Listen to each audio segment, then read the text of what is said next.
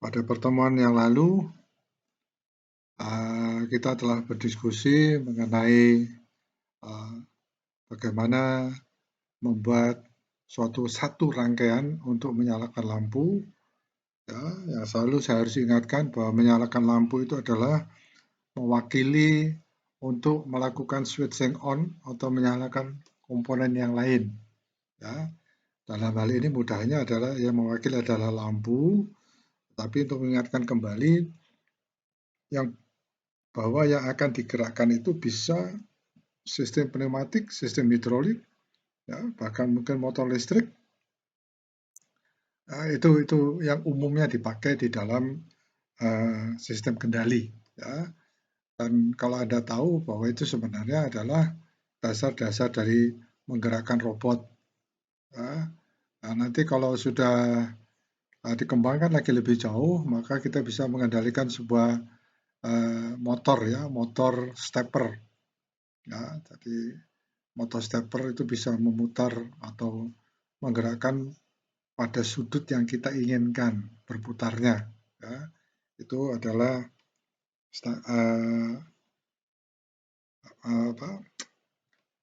dasar dari robotika. Ya. Tapi dalam sistem kendali kita hanya melihat beberapa sistem kendali yang khusus merupakan gerakan satu siklus. Ya. Ada beberapa tingkat, ya, kemudian itu akan kembali lagi menjadi suatu siklus. Ya. Sebagai contohnya, seperti pada saat yang lalu saya sudah beritahu, saya sudah sampaikan, alat atau sistem kendali mengisi botol air mineral atau gelas mineral, ya. Atau bahkan kalau Anda mau melihat, banyak sekali ya, sekarang sistem pembuatan kue dan sebagainya itu sudah fully automatic. Ya. Tadi saya baru melihat videonya, dan itulah sistemnya. Ya. Ini adalah yang kita lihat minggu lalu, ya, hanya untuk mengingatkan, ya, maksud saya pertemuan yang lalu, ya, itu kita menekan start, ya, ini akan tersambung, ya, kemudian R1 on, ya, R1 akan tetap menyala kalau sekalipun start kita lepaskan, karena listrik melalui ini, ya, kita ingat itu ya, ini ada stop. Kemudian karena R1 menyala, kemudian dia menyalakan T1. Nah, pada waktu R1 ini menyala, dia juga menyalakan lampu karena T1 yang bagian dari T1 ini adalah normally close. Ya. Jadi pada waktu R1 masuk, lampu berwarna merah ini menyala. Itu sistem satu tingkat. Ya. Kemudian minggu lalu juga kita tambahkan, ya. Jadi bagian yang ini, ya, bagian ini kita copy menjadi bagian yang kedua. Artinya ini adalah diagram yang harus kita hafalkan. Ingat-ingat, ya. Sehingga begitu saya copy ke sebelah, ya, hanya dikatakan setelah menyalakan lampu pertama, kita bisa menyalakan lampu kedua. Ya. Mirip persis, tepat sekali semua. Bedanya hanya adalah untuk men-trigger lampu kuning ini kita tidak pakai start, tapi kita memanfaatkan T1. Jadi pada waktu T1 selesai menghitung, dia mengaktifkan relay. Ya. Mengaktifkan relay sehingga normally close ini menjadi terputus, mati lampunya. Ya. Tapi di bagian ini dia malah menyalakan, ya, sehingga R2 menyala persis sama dengan proses yang terjadi pada lampu pertama, sehingga lampu kedua bisa dinyalakan. Ya. T1 masuk, R2 masuk, ya. R2 menyalakan timer kedua, ya. Kemudian R2 langsung menyalakan lampu 2, ya. Setelah sekian detik, ya, pengaturan waktunya, lampu yang kuning akan mati. Seperti pada awal tadi saya katakan bahwa lampu ini mungkin adalah sebuah wakil, ya, hanya mewakili. Nah, kalau saya pakai di sini dengan sebuah alat, ya, yang disebut dengan DCV, Direction Control Valve, ya, yaitu masih harus kita diskusikan lagi, ya, kecuali Anda sudah pernah melihat, ya, DCV yang digerakkan dengan listrik untuk menggerakkan sistem pneumatik maupun hidrolik. Ya. Sehingga kalau ini lampu ini kita ganti, maka dia akan menyalakan sistem DCV yang akan menggerakkan sebuah aktuator. Demikian juga yang kuning ini, ya. Kita pakai juga untuk aktuator yang lain. Aktuator untuk mendorong gelas mineral. Aktuator yang kedua untuk membuka air keran mineral. Ya, kalau kita sambung lagi, katakan ada lampu ketiga, aktuator ketiga, keempat, kelima, dan seterusnya, sesuai dengan kebutuhan, dan kemudian kembali dia ke siklus pertama. Sebagai contoh ya, kita menyalakan, yang akan kita lakukan adalah menyalakan 3 lampu. Ya, nyalakan 3 lampu, kita tambahkan 1 kopi lagi di sebelah kanan. Ya, saya beri warna hijau. Ya, kalau di sini T1 tadi ada T1 men-trigger rangkaian kedua, maka di rangkaian ketiga kita tinggal mengganti jadi T2. R2 kita dengan R3 dan seterusnya dan seterusnya. Sehingga kita bisa lihat bahwa setelah lampu merah menyala, sekian detik, lampu kuning menyala, sekian detik, kemudian lampu hijau menyala. Ya. Memang sengaja saya berikan 3 lampu berwarna ini sehingga Anda langsung membayangkan bahwa ini adalah lampu untuk traffic light. Ya. Lampu traffic light itu adalah sebuah contoh sederhana suatu gerakan kontrol sistem kendali siklus. Ya. Kuning, merah, misalkan kita bikin tadi 5 detik, ya, kuning kita bikin 3 detik atau 1 menit. Ya. Kemudian yang hijau kita bikin 3 detik, ini timernya ya. Nah, yang kita inginkan adalah pada waktu lampu merah selesai menghitung, lampu kuning masih menyala. Kita berikan T1. Selesai lampu kuning menyala, selesai menghitung menyala, dihitung kemudian lampu kuning menyala kemudian mati, dia menghidupkan lampu hijau. Setelah lampu hijau menyala, yang kita inginkan adalah menyalakan lampu merah kembali. Ya. Karena itu adalah sistem traffic light. Pertanyaannya sekarang adalah, setelah merah ke kuning, ya, kita memakai T1. Setelah kuning ke hijau, kita memakai T2. Setelah hijau kemudian ke merah lagi, apa yang kita pakai? Kita lihat urutannya, T1, T2, maka harus kita tambahkan di sini T3. Ya. Jadi seharusnya di sini ya, karena ini adalah start, kita buat lagi baru di sini. Kita buat suatu paralel sama paralel lagi buat di sini. Ini T1, ini T2, berarti ini T3. Harapannya adalah bahwa setelah merah, kuning, hijau, kembali lagi dia ke merah. Ya, itu yang akan kita diskusikan nanti. Ya. Tapi ada satu masalah sekarang di sini. Ya, nanti akan kita lihat dari rangkaian yang kita uji di rangkaian yang dibuat oleh Festo. Ya, rangkaian simulator yang dibuat oleh Festo. Nah, seperti yang sudah kita lihat ya, pada pembuatan diagramnya ya. Ini kita sudah membuat diagram ini, ada gerakan pertama. Ya. Kemudian diagram pertama ini kita copy menjadi seperti ini. Ya. Ini diagram kedua tambahannya. Kemudian kita copy ke diagram ketiga. Ya. Seperti Anda ketahui ini lampu ini adalah lampu pertama, lampu kedua. Ya. Kemudian ini adalah lampu ketiga. Ya. Pada pertemuan yang lalu kita menyalakan 2 buah lampu. Sekarang kita tambahkan 1 lampu, ya 3 tingkat. Ya. Nah, yang kita inginkan, kalau kita perhatikan, warna yang saya berikan ini ya, ini saya berikan lampu warna merah, kalau nggak saya lupa. Ya. Baik, jadi saya cek ya, lampu merah ya, ini. Kemudian yang ini saya berikan lampu kuning. Oke. Nah, setelah itu yang bagian ini saya berikan lampu hijau. Nah, oke, saya. Jadi kita lihat bahwa Seperti tadi, ya, pada waktu kita membuat diagram, draft diagramnya, ya kita sudah sepakat bahwa kita ingin membuat urutan nyala lampu dari merah, kuning, hijau, kemudian kembali ke merah. Ya. Dari merah ke kuning, ya, kita mengganti bagian yang di sini adalah start. Ya. Ini bagian ini kita ganti menjadi T1. Ya. Jadi T1 normally open. Sehingga kita sudah sepakat bahwa setelah merah mati, ya, langsung kuning menyala sesuai dengan detiknya. Dalam hal ini kita lihat 3 detik, 3 detik, 3 detik. Ya. Sehingga pada waktu lampu kuning mati, T1 ini langsung men-trigger ini menyalakan. Ya, R2 menyala, T2 menghitung, L2 menyala. Ya, lampu kuning menyala. Ya. Setelah 3 detik lampu kuning mati, setelah 3 detik lampu kuning mati, ini menyalakan lampu ketiga. Nah, kita lihat T1, T2, kemudian kita ingin kembali menyalakan lampu merah.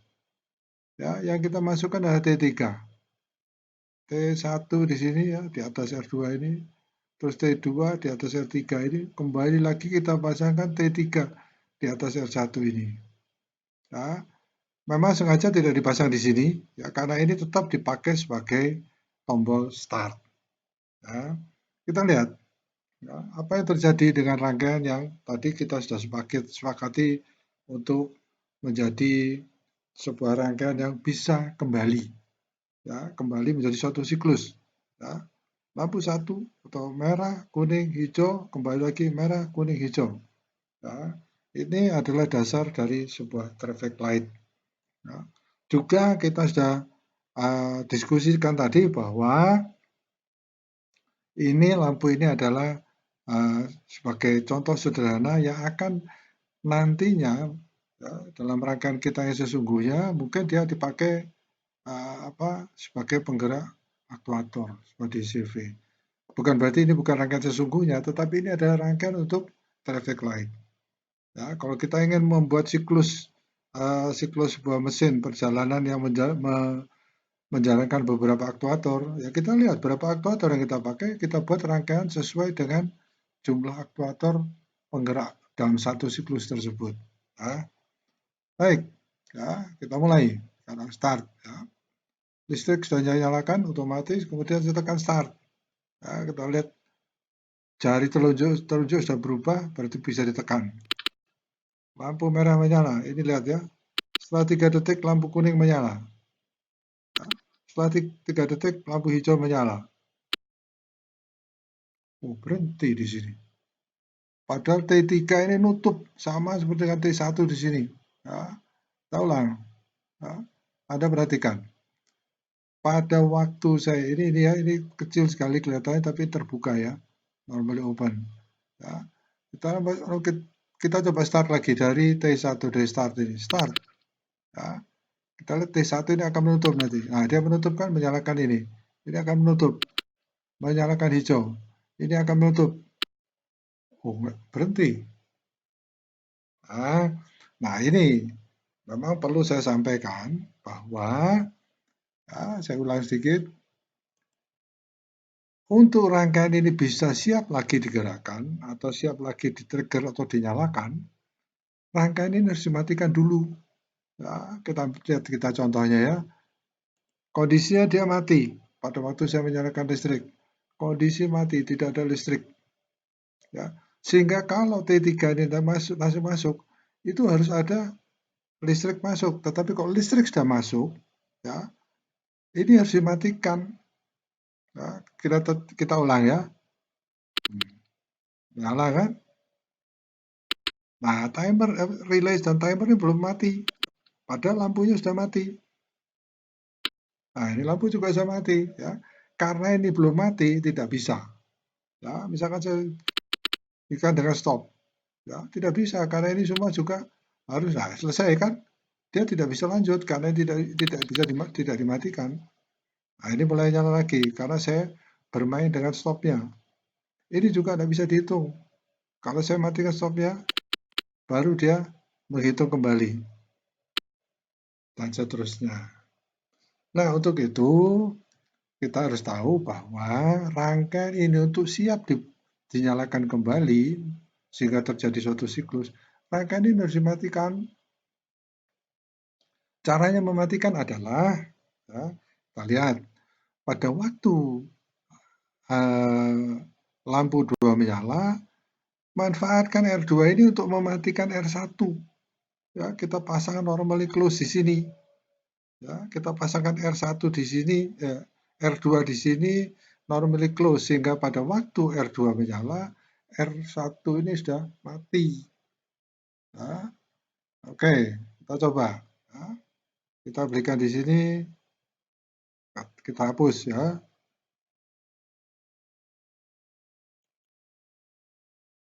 Nah, kita berikan normally close. Waduh, mana normally close ya? Sebaiknya saya copy, karena kalau tidak saya copy, jadi terlalu lama ya mencarinya. Ya, saya copy ini ya, copy, paste, kemudian saya pasang di sini. Ya, mudah-mudahan ini membantu. Saya berikan dia nama R2. Propertiesnya saya ganti menjadi R2. Oh, ini bentar. Nah, ini mungkin bukan normally close yang itu ya. Bentar, Control Z. Ya.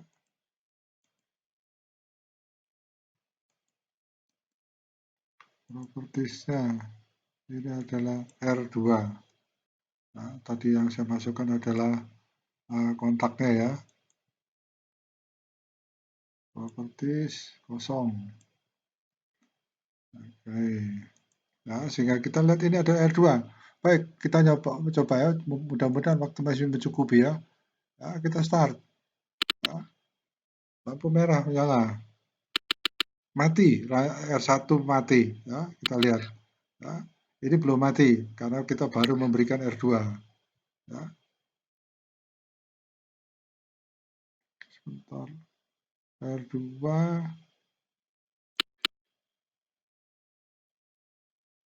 R1, oh aduh, bukan normally close. Oke. Ya.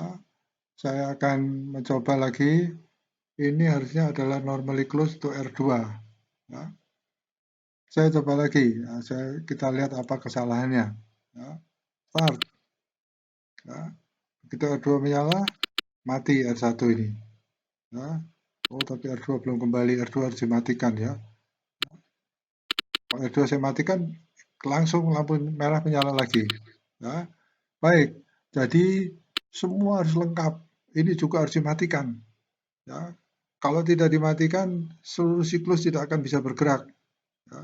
Baik, saya coba. Ya. Saya copy ini. Ya. Edit, copy, kemudian saya paste. Ya. Jadi memang sengaja saya buat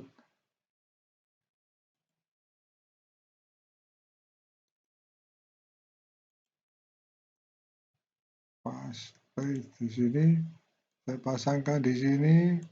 Nah, ini untuk R dimatikan oleh R3.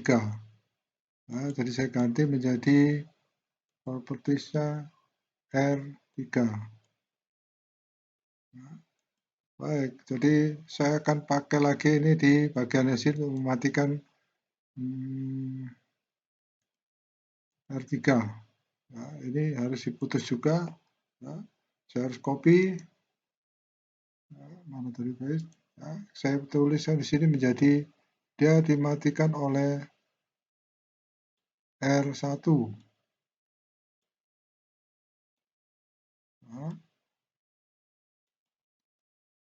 dimatikan oleh R1. Saya ganti menjadi R1. Nah, oke. Nah, mudah-mudahan bisa bergerak. Nah, sekarang kita mencoba memasukkan listriknya, kemudian kita melakukan starting. Pada waktu R2 menyala, R1 mati. Ya. Pada waktu R3 menyala, R2 mati. Sudah siap masuk. Ya, sehingga lampu merah bisa menyala. Lampu kuning juga bisa menyala. Setelah mati, lampu hijau bisa menyala. Nah, sehingga kita lihat dia menjadi suatu siklus. Ya, tolong Anda mengembangkan misalnya dia menjadi 4. Ya, jadi kita lihat ini rangkaian apa namanya traffic light kita sudah selesai. Ya.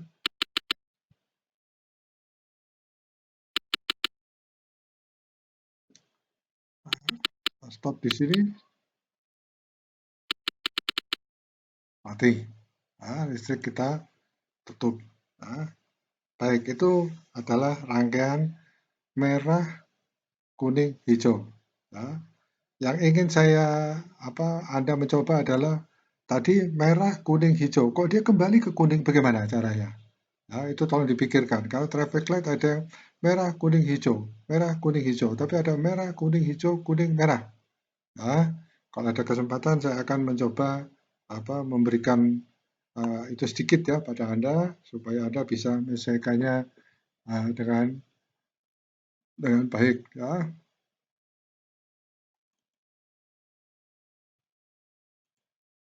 Ini harus dulu ya, di save dulu. Baik.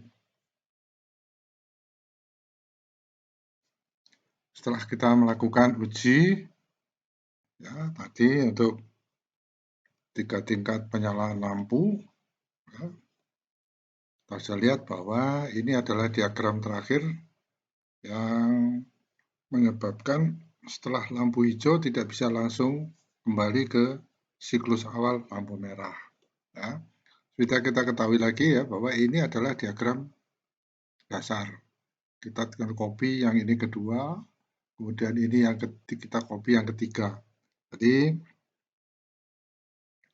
yang kita pakai adalah 3 buah diagram dasar. Saya berikan lampu merah, kuning, dan hijau. Untuk kelanjutan setelah selesai lampu merah, ya, lampu merah mati, langsung dia melakukan triggering di sini, menyalakan relay 2 untuk menyalakan lampu kedua. Selesai lampu kedua mati, maka dia akan men-trigger bagian yang lampu ketiga, menyalakan R3, lampu ketiga. Dan kenyataannya, kita memberikan T1 di sini untuk kelanjutan, T2 sini untuk kelanjutan lampu ketiga. Logikanya adalah kita kembali ke T3 ini untuk menyalakan lampu merah ini. Tapi ternyata berhenti. Dan kita sudah ingat alasannya karena ini belum dimatikan. Artinya belum siap untuk dinyalakan kembali. Ya, begitu kita start, ya, itu menyala, baru dia bisa bekerja lagi. Untuk itu ini harus dimatikan dulu. Sehingga pada bagian ini kita berikan tambahan normally close, ya, yang kita hubungkan dengan R2. Ya. Tadi begitu R2 selesai bekerja, langsung dia putuskan R1. Jadi begitu start dia bekerja ya, maksud saya R2, R1 langsung terputus, siap untuk dinyalakan kembali. Begitu masuk ke lampu ketiga, R2 juga dimatikan, ya, siap untuk dinyalakan kembali. Sehingga pada waktu lampu ketiga menyala, dia menyalakan melalui T3 ya, normal open ini, langsung R1 bisa bekerja dan menjadi siklus. Jadi ini reviewnya ya, tadi yang kita sudah lakukan. Yang dilakukan adalah diagramnya adalah seperti ini. Ini kita ganti, kita tambahkan normally close R2, normally close R3, normally close R1. Jadi R2 ini R1 dimatikan oleh R2, R2 dimatikan oleh R3, dan R3 dimatikan oleh R1. Sehingga siklus ini bisa bergerak lagi. Ya. Ini memang adalah untuk urutan merah, kuning, hijau. Ya. Kemudian kita akan lihat nanti, ya, karena ternyata traffic light tidak seperti ini. Ya. Ada traffic light seperti ini, kemudian ada lagi setelah merah, kuning, hijau, dia kembali ke kuning. Ya. Nah, nanti kita lihat ya betapa sederhananya rangkaian yang akan kita buat. Yang penting saya ingatkan kembali bahwa ini adalah rangkaian dasar. Nanti di industri, semua yang dilakukan rangkaiannya adalah seperti ini yang dipasang. Ya. Sehingga kalau Anda hafal tiap rangkaian ini, untuk melakukan troubleshooting atau mencari masalah kemacetan, Saya kira Anda hanya tinggal melihat dan bekerja ya pasti seperti ini. Ya, itu yang saya katakan. Sehingga rangkaian berapapun, ya, contohnya ini lampu ya, ini akan dihubungkan nanti ke peralatan-peralatan pneumatik maupun hidrolik. Ya, jadi misalkan ada peralatan pneumatik yang macet, ya kita cari yang macet yang mana. Misalkan peralatan di sini macet, ya berarti ada trouble di sini, masalah di sini. Ya, apakah sambungan kurang baik, ya, atau kok terjadi apa kontak yang kurang baik karena aus dan sebagainya. Jadi kita sudah buktikan, kita sudah lihat dari simulasi kita. Setelah ini akan saya tunjukkan, ya, mempersiapkan, ya, akan saya tunjukkan sebuah peralatan pneumatik yang digabungkan dengan peralatan ini. Ya, sederhana saja, ya, tapi mungkin baru 2 pertemuan mendatang akan saya bahas. Ya, jadi di sini pertemuan mendatang yang akan kita akan bahas adalah dari merah, kuning, hijau, kemudian ke kuning. Ya, mungkin Anda berpikiran mengapa kok harus dilihat seperti itu, ya? Hanya ingin menunjukkan variasi yang kelihatannya rumit, ternyata sederhana kalau kita paham akan rangkaian-rangkaian dasar ini.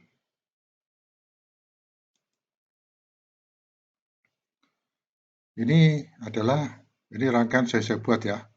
Saya buat hanya ingin memperagakan bagaimana bekerjanya sebuah rangkaian ya yang sudah kita pelajari. Ya, kalau di sini kita pakai relay, di sini kita pakai langsung ya tadi ya kita pakai lampu itu kita ganti dengan peralatan yang dinamakan solenoid. Nah, R2 ini ada solenoid yang kita lihat. Nah, ini solenoid ini seharusnya Anda sudah mengerti pada sistem pneumatik hidrolik. Solenoid ini adalah suatu peralatan ya, yang dihubungkan dengan DCV, Directional Control Valve, katup pengatur arah untuk menggerakkan ini hidrolik atau ini pneumatik ya. Jadi di sini ada sistem solenoid, lambangnya ini ya seperti ini. Dimana kalau ini solenoid ini on, maka dia akan menyalakan dan DCV ini akan posisinya berubah.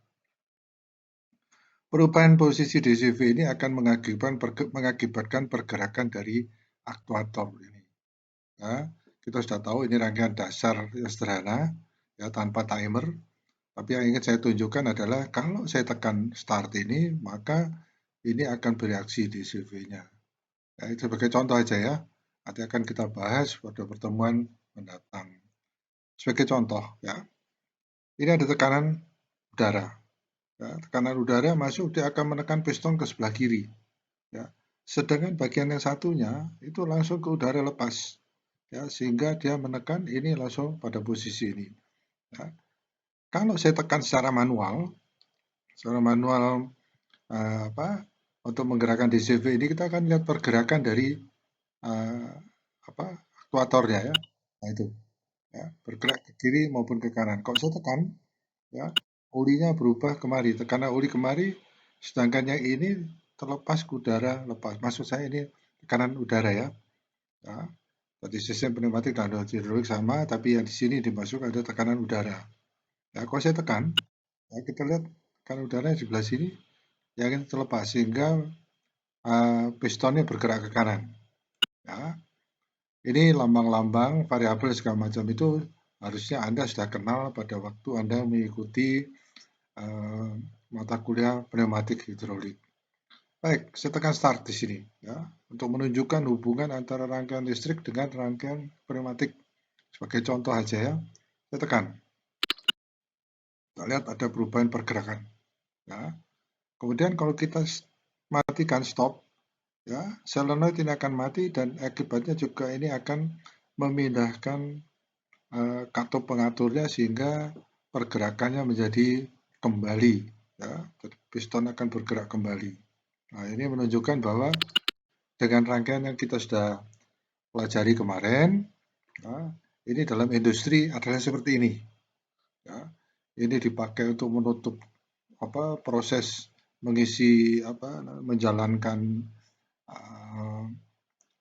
proses produksi ya, misalkan menjalankan botol pengisian, kemudian untuk menyalakan lampu, membuka katup pengisian air, ya, kemudian mengubah posisi dan sebagainya.